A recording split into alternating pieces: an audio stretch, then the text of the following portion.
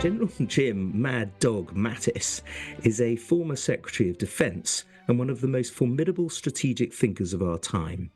Jim, you're on the record as saying that we are now living in a more unstable world than at any time since the end of the Second World War. We might be nostalgic about the Cold War. Is that? Do you think we are now in a second Cold War?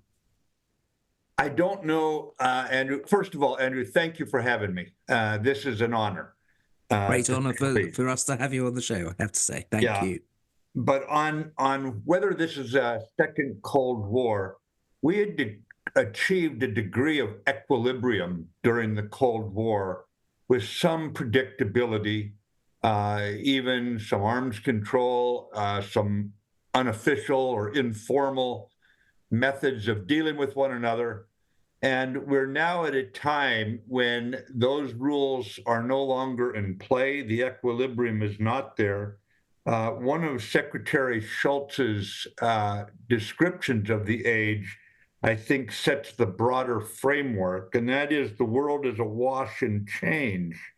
And he meant that it's going to take a renewed effort to understand and comprehend this time. Now, we will always look back at an age when we had certain mental models for what were going on, and we try to apply those models with a degree of rigor to recognize what's changed. But at the same time, those models, even with all of our caution, can sometimes take us too far. And I think that we're in perhaps what could be called a Cold War or pre-war situation right now. But I don't want to emphasize the equilibrium of the Cold War and somehow take refuge there when I see an increasingly precarious situation. And you talk about the speed. I mean, it's true that change is taking place faster than ever before. There's that quotation that I know you like from Lenin, saying there are decades when nothing happens, and then there are weeks when decades happen. That's very much the case here as well, isn't it? It's everything's speeding up so much. Is there anything that can be done about that particularly? All we can do about the speed of change, the speed of societal change, of technological change, of climate change, is we're going to have to embrace it and deal with it. Denial is not going to work. You're not going to stop it. Globalism, for example, is not a policy. It's a reality. And so if you take these matters of change as realities to deal with, instead of trying to go back to a simpler time, history would tell you that you're doing the right thing by dealing with it and not by trying to restore something, a past that cannot be restored today. That's my view of it. I would say that there are increased signs of global disorder around us, and the longer you spend trying to look back to the good old days, the less time you're taking to try to understand, really comprehend, and do something about the increasing turmoil we see in the world. And there, I would just give a sneak peek at my view of how to deal with it, and that is 3 words: allies, allies, allies. We will come on to that, to your theory later on. What I'd like to do now, though, is to talk about the increasing alignment of what Eliot Cohen calls the coalition of the malevolent, namely China, Russia, North Korea, and Iran, and what you've called 2 or 3 wannabes who might be joining that or have joined that group. Do they have anything in common? What naturally aligns them? There seem to be some things, of course, that drive them apart. Can it survive this axis?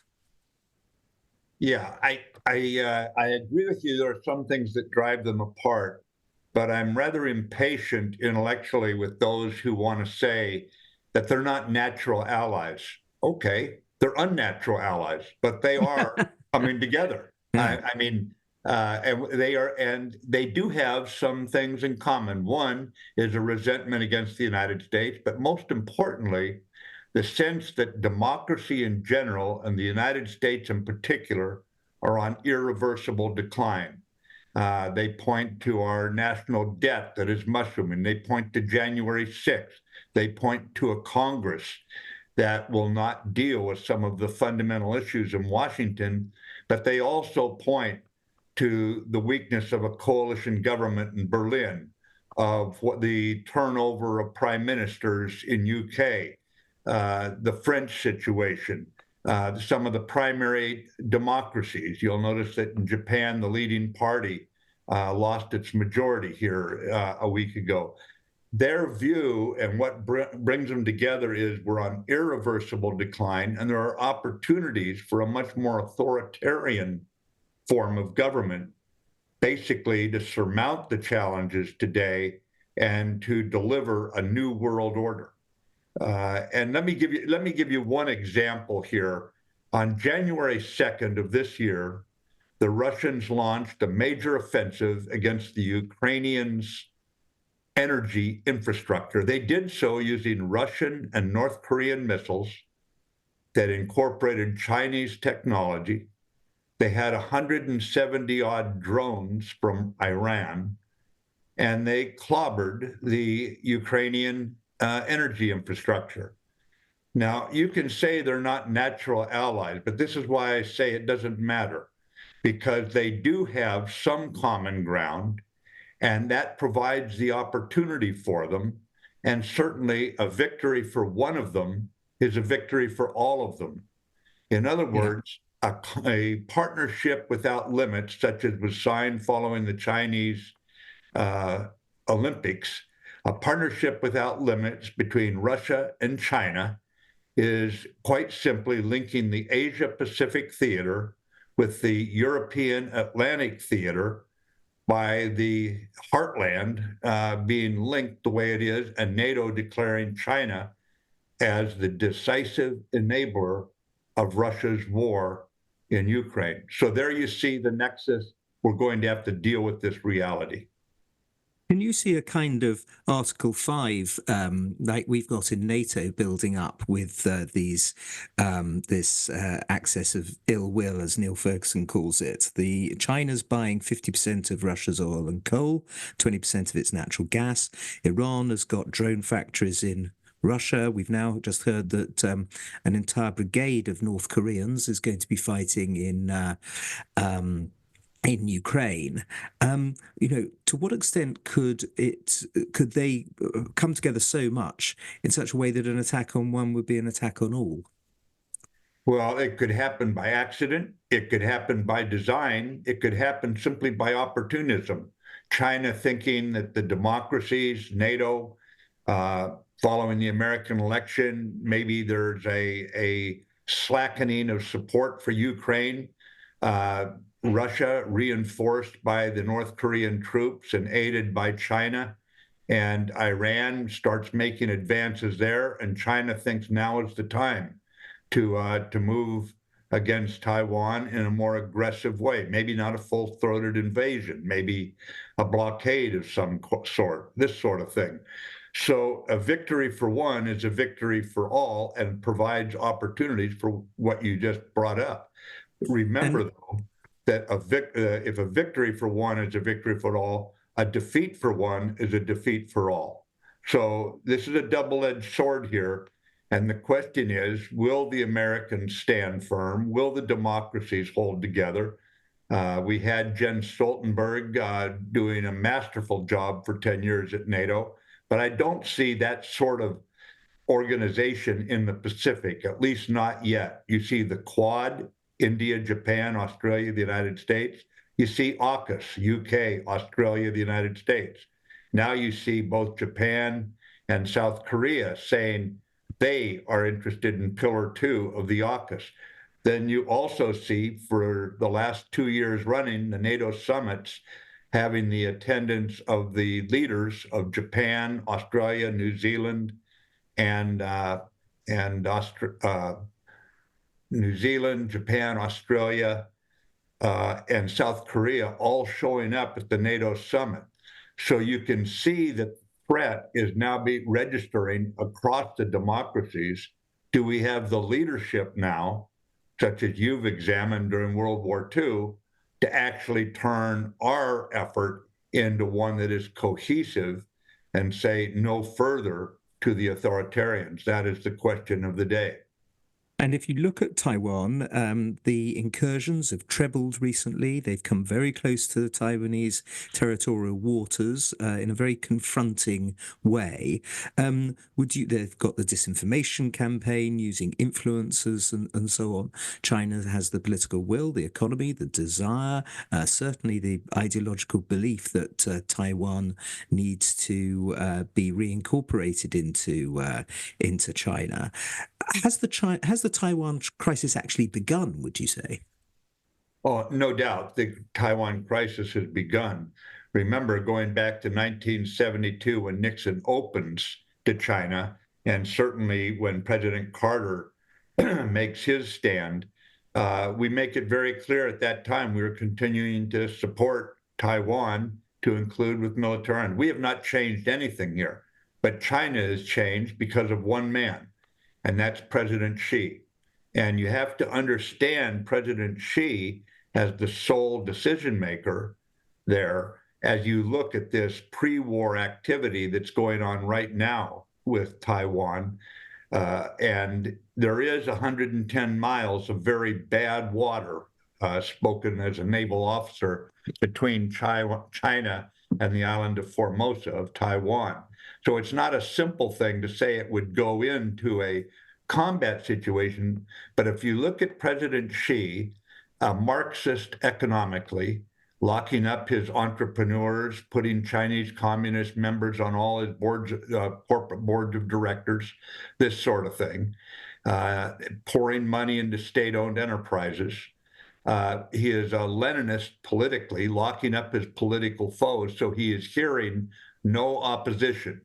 And if you want to see what happens then, like Putin locked up all his opposition or shot them, and he's told in 6 weeks we can take over Ukraine. That didn't turn out so well. So the danger of a Leninist Marxist in charge, when you couple it to a nationalist foreign policy, where very muscular China is treating all other nations like tribute states who owe tribute to the emperor, then you have the very potential for what you're talking about. And this could easily slip into another wartime situation. The Japanese prime minister last year said that the next Ukraine could be in the Pacific theater. And of course, he was talking about Taiwan. I think his very sharp remark is instructive for us. But that would involve two nuclear powers coming face to face, i.e. China and the United States, in a way that didn't happen in Cold War One. I mean, couldn't this be worse than Cold War One? I think it has the potential to be worse, more unpredictable, specifically, because we don't have the kind of almost informal, some formal, but mostly informal agreements in practice that we had within the Soviet Union. So yes, it is very unpredictable. I would say too that it's increasingly precarious as the Americans seem to be unable to get a degree of political unity in terms of budgetary efforts and overall military efforts, and to create the kind of bilateral relations with various countries in the absence of a NATO-like structure in the Pacific, that China may feel that now is the time to do it. And now, of course, is up to that one man, President Xi. And discussing the nuclear issue, the United States has about 1,500 warheads, Britain and France 250 to 300, Russia 1,500. But China, which has at the moment only got 500, wants to have 1,500 by 2035. One can understand under these circumstances why 67% of South Koreans want to have a nuclear weapon themselves. And shouldn't they be allowed to get them? Well, I don't want to speak to the internal Korean situation. They have a very legitimate concern with the threat across their border, and thus this nexus between Russia and North Korea, China, which is Korea's #1 treaty ally, and how this is all coming together as a destabilizing force. China, since World War II, has expanded its military more than any other nation on earth. Part of that is the massive expansion of its nuclear force that began just a couple years ago. And their lack of willingness to engage on arms control talks and their unwillingness to be transparent about what their goals are uh, has the potential to create a broader arms race. You bring up South Korea, that's not the only country that's looking toward nuclear weapons these days. And I think when you look back during the Cold War, you saw in our own way the Soviet Union and the United States both trying to restrain the spread of nuclear weapons. We no longer have, again, that equilibrium between us. And China appears to be unwilling to do anything if it could in some way stabilize the situation. For example, the Americans just this week have been talking to China about getting a hold of what Korea is doing with this expanding nuclear situation and sending troops to Russia to fight in Ukraine. And so far, that has been met with absolutely no indication of Chinese interest even in dealing with that. So if you extrapolate from that, their level of interest in doing anything to stabilize the situation, whether it be with nuclear weapons or with a partnership without limits with Russia, or vis-a-vis the North Korean threat to peace in the Northwest Pacific, I don't see anything that they're going to do. And I believe it's because President Xi sees anything that disrupts the global order right now, the World War II, post-World War II global order that the democracies led by the United States put in place. He sees this as opportunity for China. And Putin, who you've described as straight out of Dostoevsky, has and also you said that Russia is turning into an economic colony and extraction state for China. He seems to be very much the junior partner, doesn't he, compared to Xi? He's lost 500,000 killed and wounded over the last 2.5 years in Ukraine. What does history tell us that Russia's likely to do? Well, the real tragedy for Russia, and I do refer to Putin as a creature straight out of Dostoevsky, because if you read Russian literature, you think, my gosh, that sounds a lot like Putin. I mean, you see it in there. And he goes to bed every night with nightmares of Russia being surrounded. And perhaps he's drunk enough of his own whiskey that he actually believes this, that NATO's a threat. In fact, NATO is not a threat and has never been a threat to them. And the real tragedy right now is there's one country in the world that can best help the Russian people, and that's America. We're far enough away from Russia. We're not afraid of Russia. We don't fear them. We're strong enough to stand up to them. And the tragedy is that under Putin, that opportunity has been lost for at least a generation, and perhaps permanently, because of the nature of this growing relationship with China, which is going to be a very difficult customer, as anyone who's dealt with China knows. And Russia is going to be drawn further away from Europe. They've already lost market share in the energy sector in Europe, and they're going to be tied to a very unhealthy partner.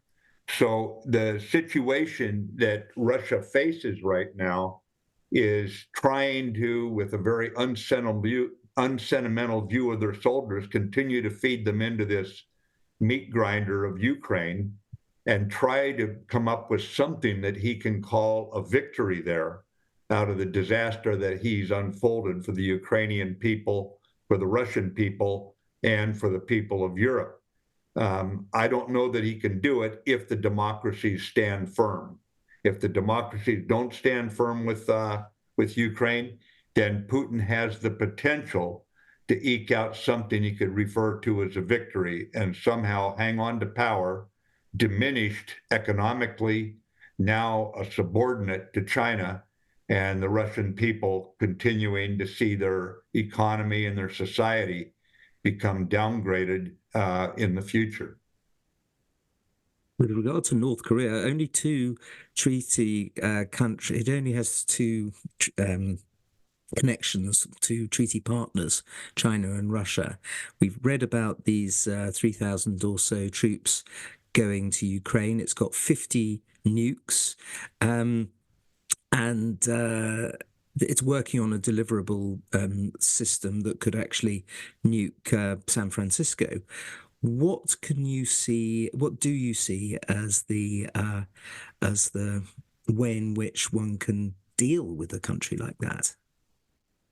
Yeah, it's a good question. I mean, we have soldiers on 24/7 alert in California and Alaska, manning interceptors. They are specifically designed to defend against an attack by North Korea. I think the way we have to look at it is twofold. One, who makes all the decisions in Korea? And that's the politically unaccountable Kim. So we're going to have to hold him accountable. In other words, he has to know that he will not survive any such attack that he initiates. That is the only way to convince him that this is not the right thing to do. But the second and larger issue about how do we deal with this, again, is allies. As you know, there has never been a peace treaty between the North and South Korea. We have a ceasefire, basically. The United Nations force is still there, and we should look to expand the number of nations in that force and make certain that we have an international effort to checkmate politically, economically, diplomatically, the North Korean efforts to throw their weight around. But I think ultimately we're going to have to make certain that Kim knows that his family will not survive any such reckless behavior. And that, alongside an allied response, I think is the best way to check this kind of misbehavior, since China and Russia apparently have no interest in being responsible stakeholders in the international community and doing what they could, I think, easily do in terms of getting a handle on Kim. Whenever you look for chaos in the world, certainly in the Middle East, you find Iran, don't you? In 1983, Iran declared war on America. It hasn't really let up terribly much since, has it? There are 5 major threats that you've identified that Iran uses against America and the West. They're slightly on the back foot now at the moment, aren't they? Is this a good moment to take advantage of that? I think they are on the back foot there in Tehran right now, largely due to the Israeli military and secret services efforts, but also due to the Abraham Accords of a couple years ago. And I think that we're at a point where you say, okay, if they're on the back foot, and I think that is objectively the case, at least for the short term, what do we use this time to do? And I would give you 3 lines of effort. One of them would be you want to do everything you can right now to expand the Abraham Accords. And if that means feeding the people of Gaza so that in other Arab capitals they sense that they can expand on what the Crown Prince of the United Arab Emirates had the political courage to do here a couple years ago. And if you can expand on that, then you create a stronger regional opposition to the mayhem that Iran is trying to foment. The second point would be in Lebanon, you would want to support the Lebanese armed forces. For example, it's the only multi-confessional organization in Lebanon. So if we were to say, with Lebanese Hezbollah being bloodied there in South Lebanon in the Israeli campaign, is there a way to come up with a solution where strengthening the Lebanese armed forces and saying only the Lebanese armed forces will be found south of the Litani River, start restoring Lebanese sovereignty over their country that has been basically lost to the Iranian supported Lebanese Hezbollah? So there may be an opportunity there. That would be a second opportunity. The third one is to start a process for a two-state solution in Palestine. Now, I hear all the problems to doing that. I just don't see the alternative to a two-state solution. So even if it's going to be a 10 or 15-year process, start now, put technocrats from Egypt and Jordan, United Arab Emirates and Bahrain, Kuwait, in charge of 4 ministries in Gaza. The first would be security, to get an international security force in there, mostly Arab, probably. The would be a security ministry with the understanding they will never have an army, that will have a heavy police force, but no army. You would want to have a ministry of health, a ministry of education, so you raise children without this ideological hatred of everybody else in the world. And you would want a ministry of commerce. Technocrats under the King of Jordan, with the promise to the King of Jordan that none of the Palestinians will get Jordanian citizenship. That would destroy the Hashemite kingdom. But with international support, have the King of Jordan running the technocrats, and for 10 or 15 years, put in a rail system that links the West Bank to Gaza, so that they're linked up.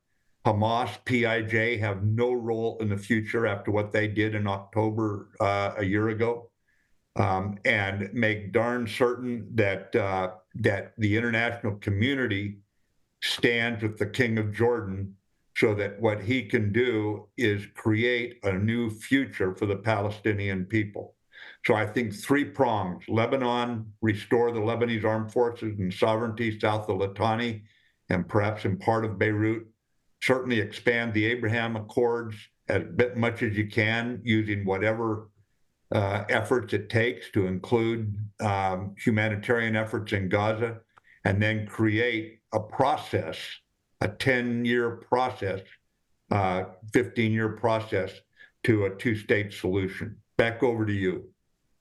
Well, it's at least that is a sort of practical series of suggestions. I want to look at those 5 threats that I mentioned earlier that you've identified, and how each of these can be dealt with. In part, actually, you've answered this question. But the first is cyber. The second is the maritime threat, especially in the Straits of Hormuz and the with regard to oil. Ballistic missiles against Israel, which of course we've seen recently. The nuclear problem, how close they are, how many months away they might be from getting a nuclear weapon. I think you've called Israel a one-bomb country. It doesn't require too much in the way of nuclear to destroy Israel. And then, of course, all their various proxies, like the Republican Guards, the Houthis, the Hamas, Hezbollah, various militias in Iraq and Syria and so on. Do you see a way of dealing with all of these separately, or do they have to all be dealt with together? Well, I think you have to do both. You have to deal with them as a group, as a threat, a combined threat. But you also have to deal with each of the individual threats as you try to neuter them. I think that however you do this, it takes the widest possible international organization to do it. Again, allies, allies, allies. And the point I'm making is that if cyber is a threat, and I think it is, I would liken it to Iranians juggling light bulbs filled with nitroglycerin. They don't know what they're doing, and one of these days they're going to drop one, and it's going to cause havoc somewhere, and you're going to see many nations now having to deal with the outcome. So you can't deal with something like that that sees no borders without having an international group associated against them. And this also involves the punishment of nations that support them, economic punishment, this sort of thing, as this threat grows. For example, the maritime threat that they are employing their Houthi proxies to carry out down in Yemen against the Red Sea route. It's interesting that we have now identified the Russians as helping identify ships in order for the Houthis to target them. In other words, you see this connection again of Iran and Russia playing out there. So it's going to be something where Russia comes under even more sanctions, I think, as we continue to isolate them. And sanctions either get weaker or stronger. They never stay in a stable way. So we're going to have to always be tightening the sanctions on those who support Iran, but do so intelligently, not with a meat axe, but with a scalpel to make sure we're causing maximum damage with least harm to borderline states, to states that are not pro-Iran but have certain economic interests there because of the cheap oil, this sort of thing. We've got to figure this out, and it's hard and it's complex, but it's going to take an international consortium to blunt the 5 threats that you just outlined. There are several, as you call, wannabe axis of ill will states: Venezuela, Nicaragua, Cuba, Belarus, and South Africa. Could you see South Africa dripping into this? They're obviously turned up to the BRICS meeting the other day rather than attend the Commonwealth meeting. They've been aggressive in the International Criminal Court against Israel? Do you think they might, South Africa might go the wrong way, as it were? Well, they can. I think for many of us who watched South Africa fight its way out of apartheid and the promise that we all saw there as Mandela and de Klerk worked together and what was starting there. And then we've seen a lot of the wheels come off this effort.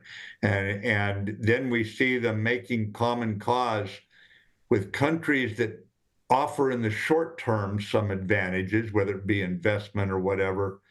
But in the long term, it's going to, again, be a disappointment for the people of South Africa when they see who they've gotten into bed with. You can get social diseases from sleeping with those kinds of people.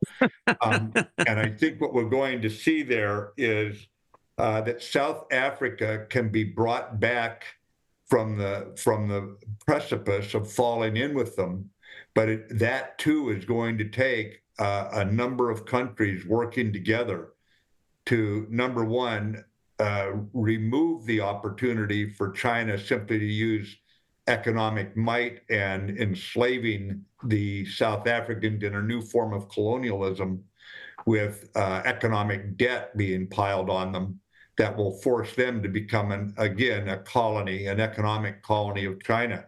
So it's going to take a sustained effort. And I would just say that there's a number of countries who have sufficient connections there that we can build out on them. I just can't believe the majority of South African people, made aware of what they're signing up for, would find that in their best interest.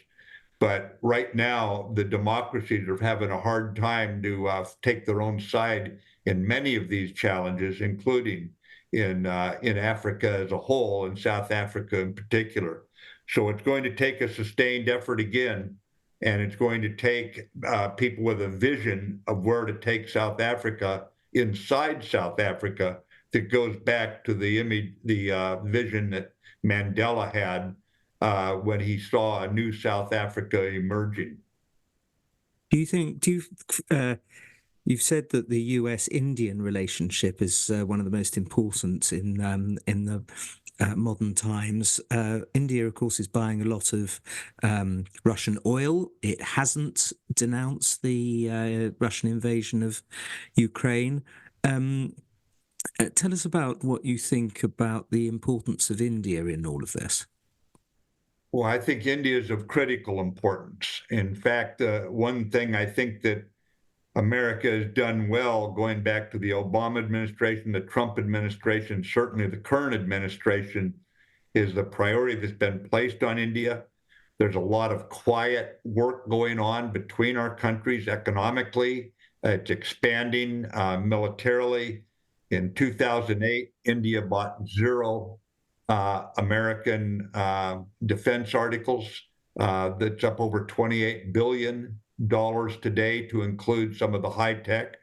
And I think the Indian military, looking at the woeful performance of much of the Russian arms in the Ukraine war, recognize that this is not the way to make India strong. But I think it's most important that we in the West recognize India is only 2 generations out from underneath colonialism, and their willingness to subordinate their independence to a more international organization, for example, the way we have all done in the NATO nations, the appetite's not there for that. We're going to have some strategic patience. For many years, we would not sell them weapons. So for quite some time, they will continue to buy Russian engines for their MiGs. You don't live next door to Pakistan and China and think you can get by each day without a strong military.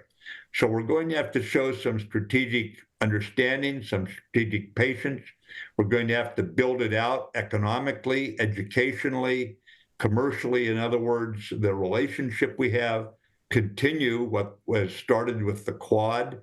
For all the Chinese saying that was going to disappear like sea foam, it has not, and it's increasingly angered the people in Beijing, which says it must be something strong, and work with India, because it's in our best interest that India have a strong economy.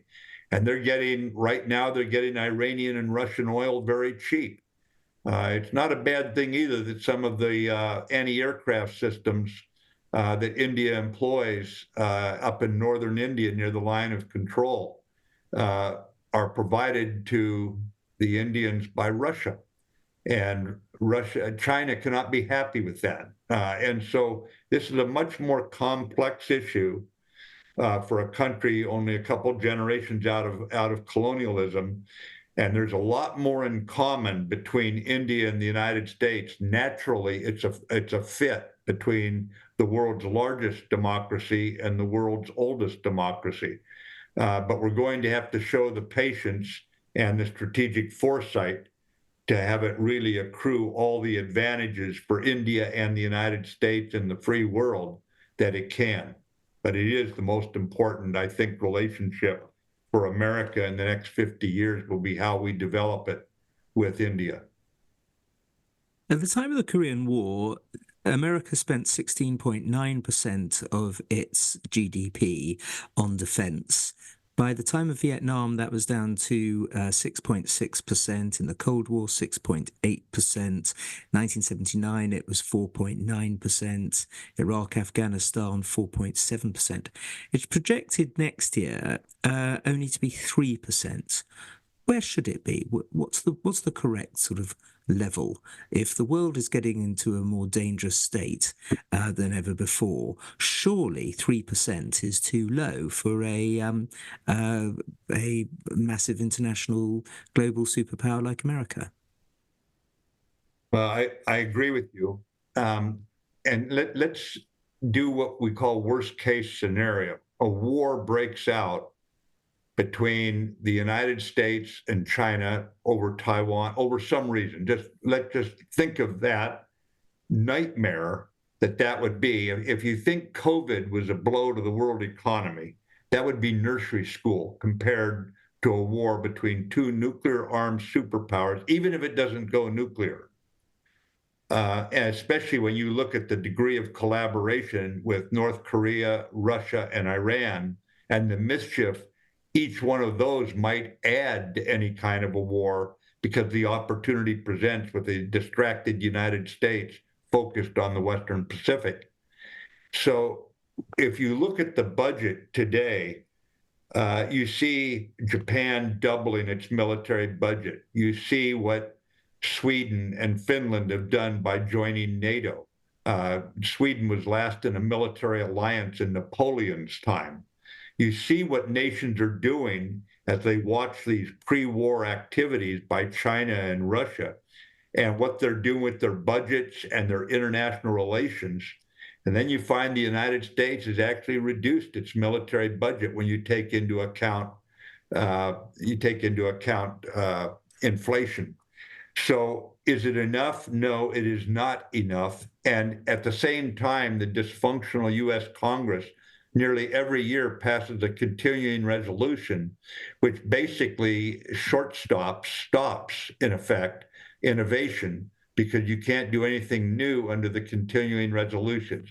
So when you get done, you've got too few dollars being spent in such an agonizing way that it's not taking into account the increasing peril of the international situation.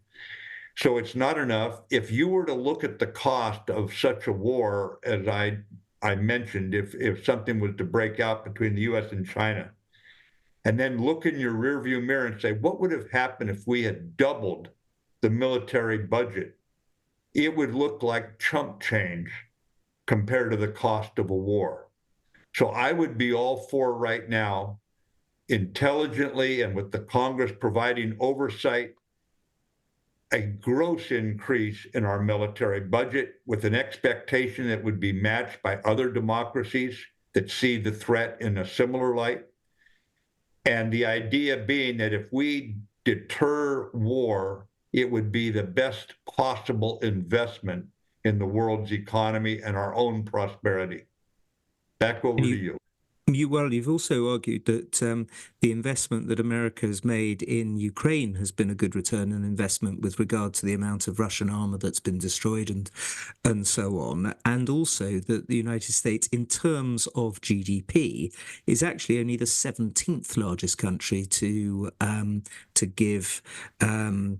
Help to Ukraine, although obviously it's been a massive amount of help and as much as the European Union virtually. So, what do you see as the future with regard to helping Ukraine? Obviously, by the time this show goes out, we'll know who the next president is. But what's your sense? Well, I noticed that when the pro-Putin caucus in the House of Representatives stopped them for 5 months from providing aid, and that is the period during that time when Russia regains the tactical offensive, that aid, when it was finally voted on, received well over 75% votes. I think it was even in the 80 percentile of congressmen and senators, congresswomen voting for it. Furthermore, a year before, the Congress had voted zero money can be spent by the US military on any withdrawal from NATO. In other words, you see in our very wonderfully imperfect form of government, you see the role of the Congress as actually being one in several different sectors of actually strengthening the American support for Ukraine and the military budget, to which the president's submitted budget. They have added over $100 billion in the last 4 years, some of those years when the Democrats controlled, for example, the House of Representatives and certainly the Senate. So I think there's a strong support for Ukraine. In the midst of the chaos of our election, that issue has not received as much attention as it probably should, for the reasons you brought up, that Ukraine is fighting the war against Russia that NATO never wanted to fight. And so if we see the Congress and we see coming out of this election a continued stalwart America still protecting the idea of democracy in Europe by supporting the Ukrainians, then we'll be fine. Were the Americans to betray Ukraine, that will come back and cost us more economically, militarily, diplomatically, credibility-wise, in so many different ways that it's probably hard to fully calculate the cost downstream of something like that. This is essentially what Condi Rice means when she says that credibility is not divisible, isn't it? Exactly. You can't say that you're reliable in this arena, but you're not reliable in that arena. All it does is create a sense of unreliability across all arenas if you don't live up to your word. Now, you served 712 days as Secretary of Defense, during which you set up the first defense strategy in a decade. You gained bipartisan support for a budget and to implement it. You confused America's adversaries with unpredictable deployment schedules, and you increased the destruction of the ISIS caliphate, and you reassured allies. Not bad for 2 years' work. Jim, when you look back on that time, how do you feel? Well, of course, it was heavily dependent on allies at home in the Congress. I did receive 98-1 on my confirmation. So at a time of polarization, you could see the Congress had a sense that defense was a bipartisan or nonpartisan issue. And you carry that idea more broadly because we wrote the strategy with every Republican and Democrat senator and congressman, congresswoman willing to give me input. We didn't write it all in. We went back to some and said, here's why some of it's not going in. But also the NATO nations helped us on it, Japan, Korea. And I would just tell you that in a very partisan time today, basically the Biden administration has embraced the same great power competition strategy. There's some rhetorical changes to it, but really it's the same strategy. And so I think what you have is if you put a strategy together and that strategy is drawn broadly in a democracy, it needs to be. And then you use strategic sense, such as Colin Gray and others have taught us over the years, the great strategists. You can actually gain support for bigger budgets, as we did, and you can gain support across the body politic, not just in America, but across NATO and across our allies for unity of action. And it's out of unity of action. Remember in World War II, the Nazis' idea of how to break the Allies was divide and conquer. And our response was in unity, there is strength. In other words, stick together. Now, we didn't share all of Joe Stalin's views of the world and politics, but we were able to work together in order to ensure the survival of our way of life, of our Constitution in the United States, which all of our troops swear an oath to uphold and defend. And so there's a way to do this strategically, but we're going to have to adapt to this nexus that we see forming and deal with the reality that we are under attack right now by these countries and by those who wish us ill. What book are you reading? What history book or biography have you got on your bedside table at the moment, Jim? Yeah, I'm rereading Grant, the Chernow book right now on Grant. It's so good, it's so rich, and frankly, it's so lens changing that I'm rereading it as I look at how Grant helped put a society back together. And you know why I would be very focused on his time as president. And what he did after the Civil War. And by the way, it's something you find in Mannerheim in Finland, Mandela in South Africa, in Martin Luther King Jr. in the 1960s in the US. It's an accountability and forgiveness that you see in play there. But right now I'm also reading a history book. It's called Once Upon a Distant War by Prochnow. And it actually explains how the lies got us into the Vietnam situation. It actually takes it apart and shows what happened in the early 1960s that gave us that tragedy that tore America apart later. So it's been quite an eye-opening book, tell you the truth. And your what if? What about that? What's your favorite what if book? Oh, Sorry, quite, your what if of history. yeah.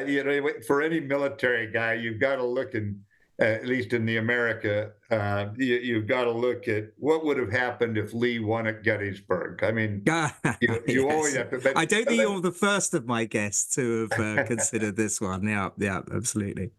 yeah. But also, I'm thinking And what, about. sorry, and tell me, what would have happened if Lee had won at Gettysburg, in your view? Well, I think that the Union Army would have fallen back on Washington, D.C., which had a strong additional army there. But also the army in the West, you'll remember at that very point, is winning at Vicksburg Right. Yeah. and breaking the Confederacy there along the river.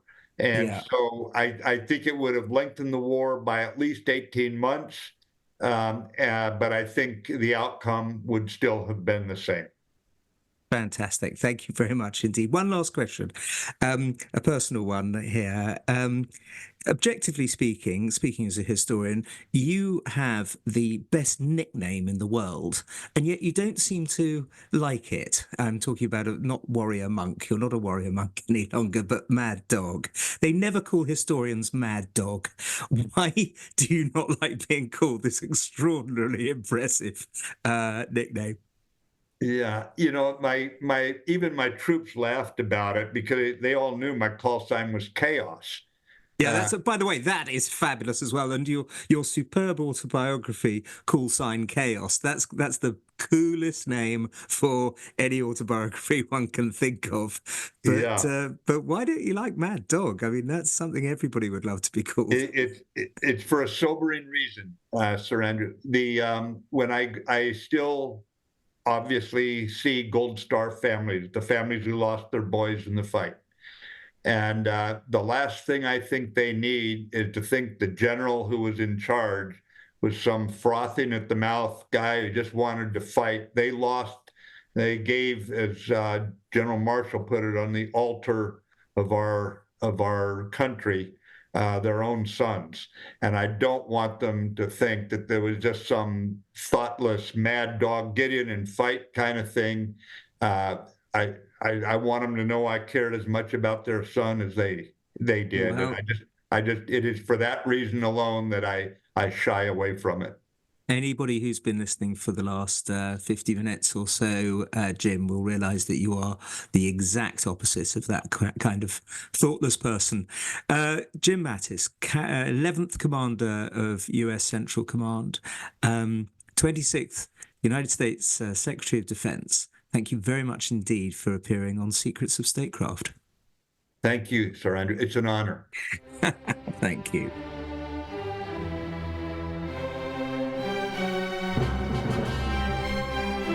On the next episode of Secrets of Statecraft, I'll be talking to Ayaan Hirsi Ali, who is an activist, author, and one of the most outspoken advocates for free speech in the world.